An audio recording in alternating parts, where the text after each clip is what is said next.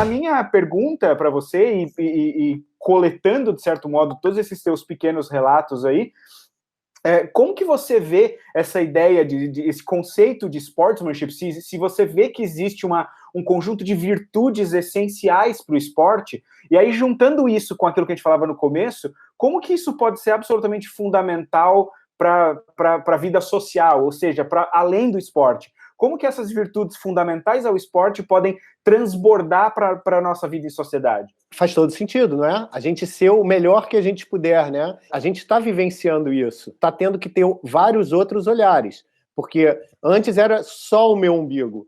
O meu umbigo é o que é o importante e os meus, né? É tipo o seu círculo imediato e você fica ali nele. É por isso que eu acho que essas provas são tão enriquecedoras, porque é a tentativa de transportar isso para o dia a dia, de trazer isso para as relações de dia a dia. E essas intervenções, essas ocorrências, elas são tão impactantes, se você estiver ligado, que é como se você voltasse para casa e você não consegue levar a sua vida cotidiana da forma que você levava. Não pode ser. Quando você vê uma coisa dessa, eu vou contar mais um caso, e a gente vai buscando outros, talvez, ao longo da conversa, porque isso não se restringe ao atleta, né? Isso é muito maior, né?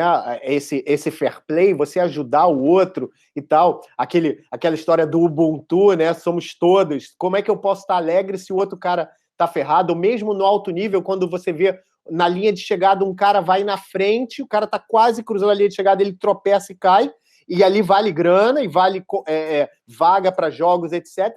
E o cara que vem logo atrás numa corrida desenfreada, ele não ultrapassa, ele ajuda o cara a se levantar e tal. Então, beleza, o cara perdeu a primeira colocação, mas ele pode dizer para você que valor isso teria para mim se eu tivesse ganho essa prova dessa forma, aquele cara mereceu ganhar. Sem dúvida. E você vê que se ele só tivesse passado ali a linha de chegada em primeiro, pô, ele ia ser o ganhador e tal. Mas olha quanto isso envolveu, quanto isso impactou em todos nós, uma ação dessa, e até em mídias, uma imagem dessa, né? O filminho do cara parando, reverbera muito mais do que simplesmente ele ultrapassando ali o cara que tropeçou. Né? E aí eu acho que a gente faz essa corrente virtuosa, essa corrente do bem, essa corrente de ter boas ações. Né? Eu ia contar de uma história, a gente foi correr na Patagônia chilena. Fernanda, outro lugar aí para você botar na sua lista, por favor.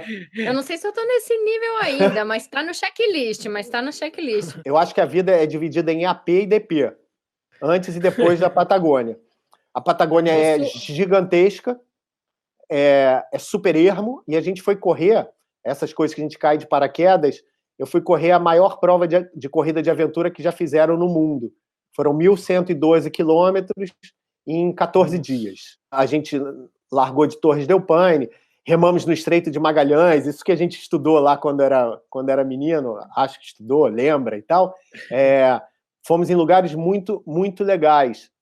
E a gente se ferrou muito, a gente errou muito o planejamento e tal. A gente saiu por uma trilha, os caras falaram que a gente ia fazer uma trilha simples e rápida que devia demorar umas 16 horas.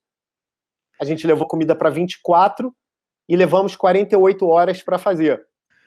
Então, acabou a comida, a gente tem uma tal de turva, que é uma vegetação, a gente chamava de trufa, porque a gente estava sempre com fome, era um jeito de rir um pouquinho da situação, mas a turva ela parece um tufo de grama e tal, mas quando você pisa, você afunda, e aí na hora de tirar, você precisa voltar com cuidado para o seu calçado, para o seu tênis não ficar afundado lá, perdido.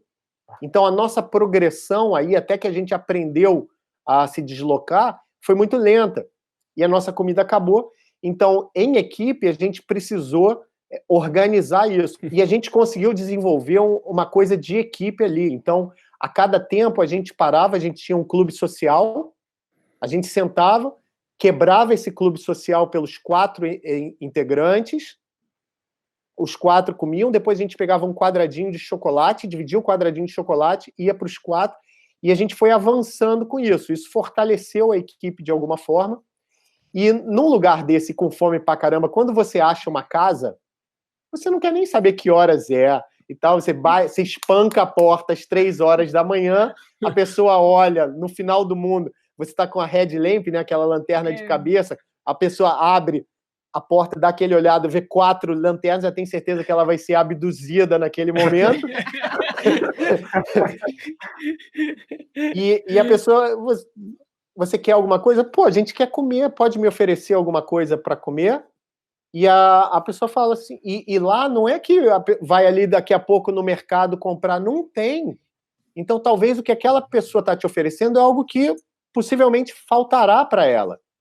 E num dos casos especiais que a gente teve, foi tão incrível para a gente que a gente depois pegou o mapa do que a gente tinha percorrido e a gente foi botando o nome das pessoas que nos ajudaram ao longo do caminho. Não eram atletas, eram moradores locais que abriram a porta para a gente. E essa senhora abriu a porta, falou, entrem, vocês não querem sentar? Na mesma hora a gente já estava sentado no sofá dela, imundos como nós estávamos, fedorentos como nós estávamos, e ela começou a oferecer comida, lanche, suco, bolo, um monte de coisa ela deu pra gente. E a gente perguntou, por que a senhora está fazendo isso pela gente? Aí ela falou, eu tenho um sobrinho que viaja ao país vendendo, trabalhando, e é dessa forma que eu gostaria que ele fosse recebido. Nossa, Caracas, ferrou. Você está preocupado porque você não vai trocar de carro esse ano? Legal. Porque suas férias foram adiadas, entendeu? Então, muda a perspectiva, né? Vem uma pessoa, talvez analfabeta, talvez com conhecimento formal baixo e tal, e ela te dá uma porrada no estômago maravilhosa.